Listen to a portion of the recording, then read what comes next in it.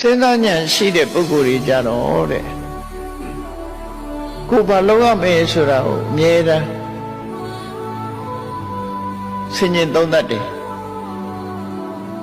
ငါဘဝဘလို့တိုးတက်အောင်လုပ်ရမယ်စီးပွားဥစ္စာဘလို့တိုးတက်အောင်လုပ်ရမယ်ခုချိန်ကနေစပြီးစီးပွားဥစ္စာတိုးတက်အောင်ဘယ်ရွယ်လောက်ဆိုရင်ဘယ်ချိန်တွေမျိုးရောက်စေရမိမိလျော်ရော့နေလို့မဖြစ်ဘူးကိုယ်ဘဝရဲ့အတိုင်းအတာပညာရှာလို့ရှင်လဲထို့တူပဲငါချိန်ဖြုံးလို့မရဘူးဘယ်ရွယ်ဆိုရင်ပညာလမ်းဆုံးရမယ်အဲ့ဒီပညာနဲ့စီးပွားကိုငါဘယ်လိုရှာမယ်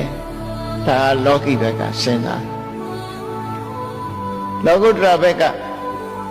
ကောင်းစားရေးဘက်ကကြည့်မယ်ဆိုရင်အေးငါတို့လူဘဝရလာတာဟာ